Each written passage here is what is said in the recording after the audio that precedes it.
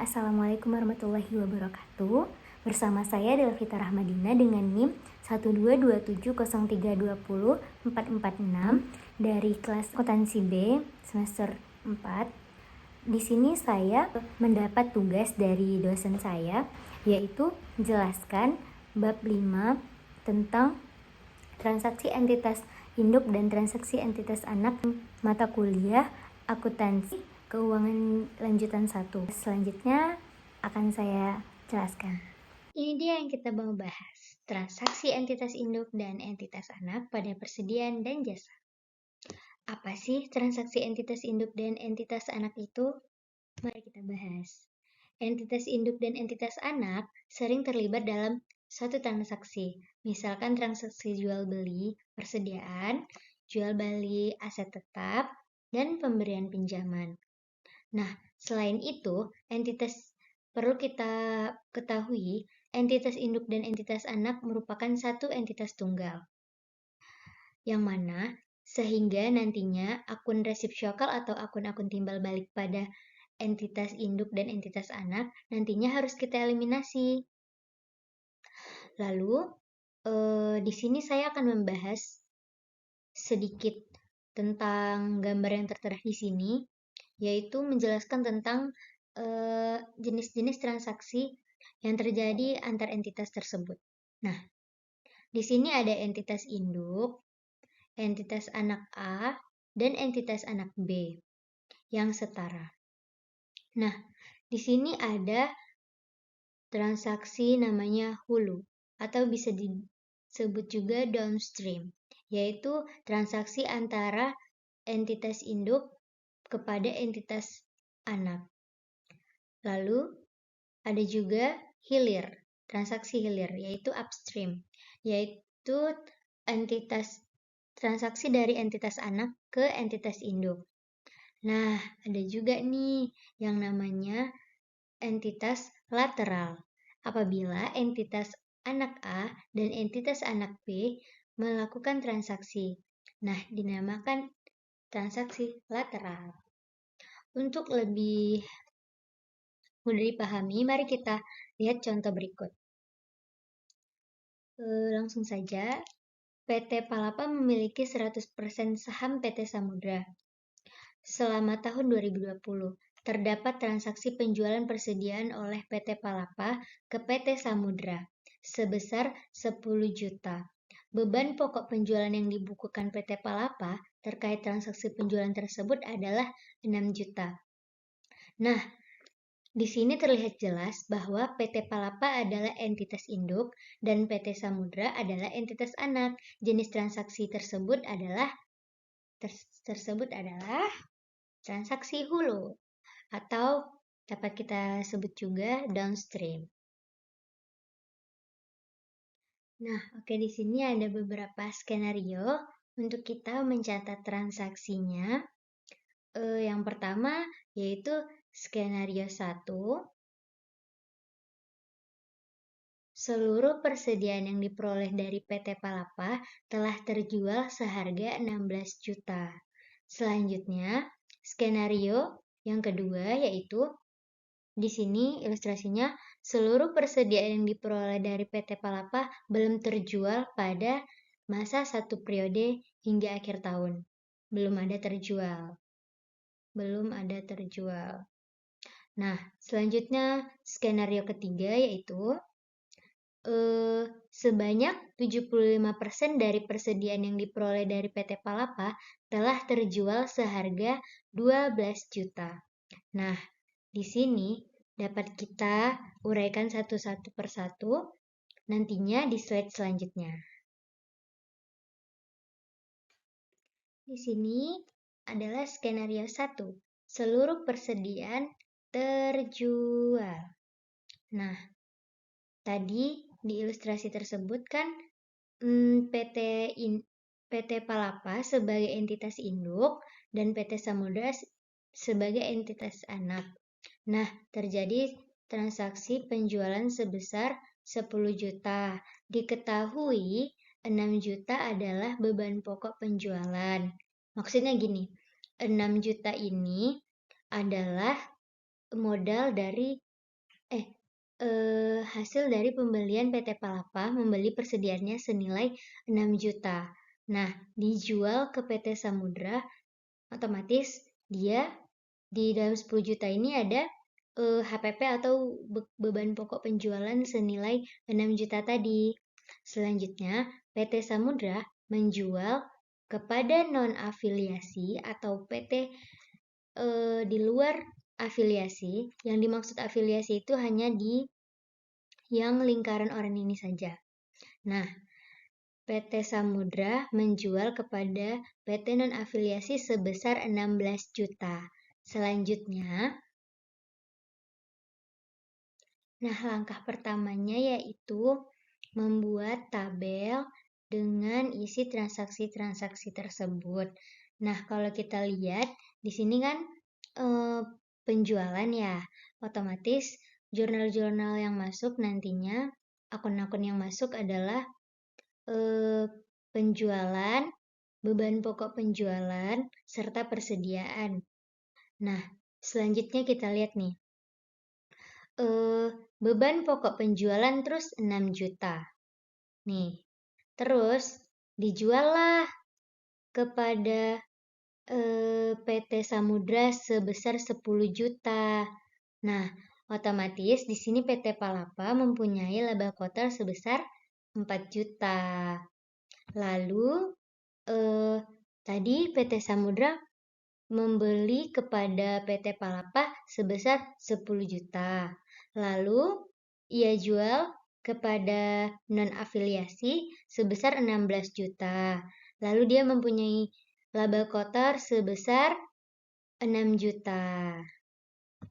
Lalu, jadi kalau tadi PT Palapa untung 4 juta, sekarang PT Samudra untungnya 6 juta.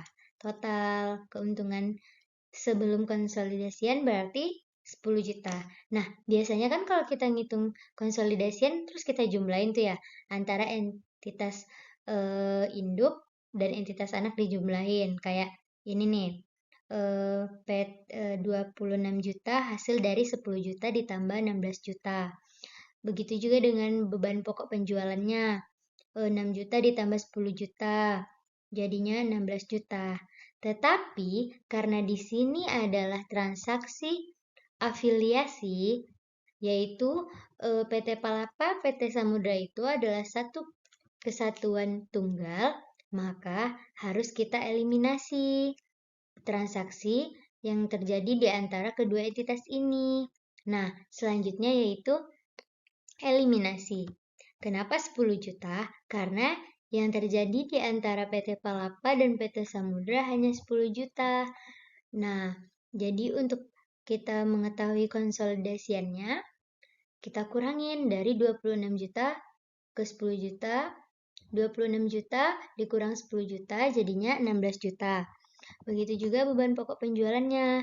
16 juta dikurang 10 juta jadi 6 juta. Dan kalau kita kurangin 16 juta dikurang beban pokok penjualannya jadi 10 sehingga laba kotornya di konsolidasian sama seperti sebelum dikonsolidasi. Nah, sehingga kita buatlah jurnal eliminasinya. Penjualan pada beban pokok penjualan. Di sini kita menggunakan metode perpetual ya. Penjualan pada beban pokok penjualan senilai yang tadi yang kita eliminasi. Transaksi dari PT Palapa sama PT Samudra. Jadinya 10 juta pada penjualan kita debitkan. Karena tadi kan harusnya penjualan dikredit. Nah, sekarang karena kita ingin mengeliminasinya, kita pindahkan ke debit. Penjualannya jadi D. Beban pokok penjualan jadi K. Nah, gitu teman-teman. Begitu juga dengan beban pokok penjualan ya, yang harusnya awalnya di debit, jadinya karena kita mau eliminasi kita jadiin ke kredit. Nah, itu dari hasil skenario pertama. Kita lanjut ke skenario kedua. Nah, di sini kita lanjut ke skenario kedua. Seluruh persediaan belum terjual. Kalau tadi PT Samudra ada menjual ke luar dari afiliasi, di luar kotak oranye ini, ke perusahaan afiliasi. Sekarang ilustrasi yang ini seluruh persediaan belum terjual. Maksudnya pada periode ini belum ada transaksi apapun yang dijual oleh PT Samudra. Yang tadi PT Palapa menjual kepada PT Samudra senilai 10 juta. Lalu persediaan sebelum beban pokok penjualan dari 10 juta yang dijual PT Palapa ini yaitu 6 juta. Nah, sama kayak tadi. Penjualannya, beban pokok penjualannya tuh 6 juta. Kita tulis tuh 6 juta di tabelnya. Terus selanjutnya tuh penjualannya 10 juta. Nah, tetap. Apa yang harus kita isi? Nah, di sini di PT Samudra itu kosong karena dia belum ada transaksi apapun. Jadinya, kita langsung ke sebelum konsolidasi. Nah, kita pindahkanlah dari tabel PT Palapa ini ke sebelum konsolidasi karena tidak ada transaksi yang dihasilkan oleh PT Samudra. Namun, karena ini adalah suatu kesatuan entitas tunggal, jadinya kita harus mengeliminasi. Nah, harusnya tadi kita mengeliminasi sama-sama 10 juta. Tetapi beban pokok penjualan di sini di PT Samudra tidak ada beban penjualan karena dia tidak ada menjual. Jadinya kita mengeliminasi yang 6 juta ini.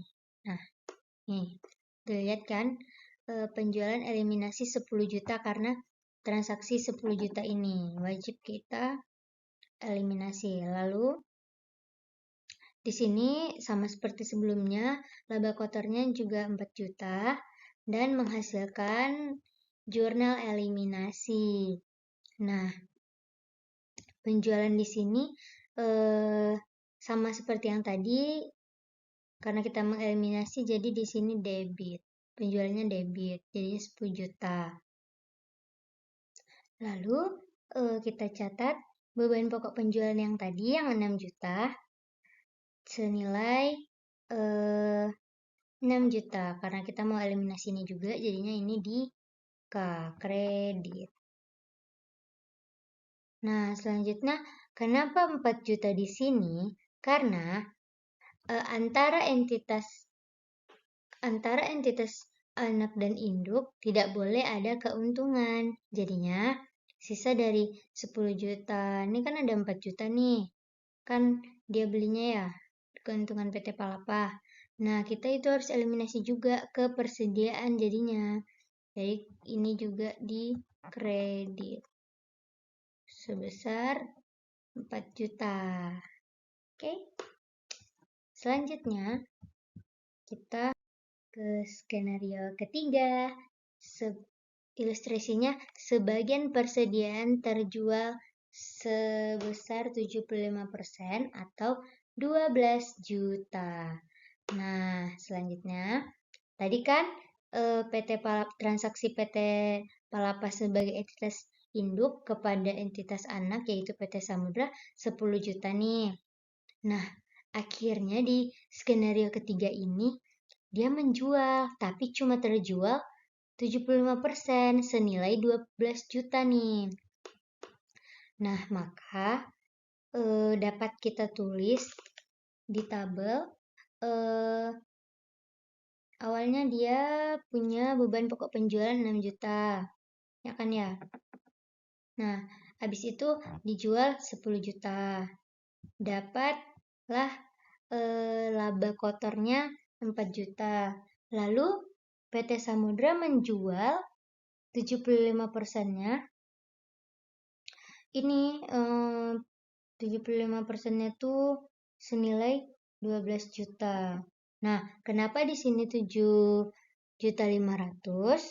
Nah, Kalau tadi eh, harusnya kalau misalnya terjual semua, beban pokok penjualannya itu ada 10 juta.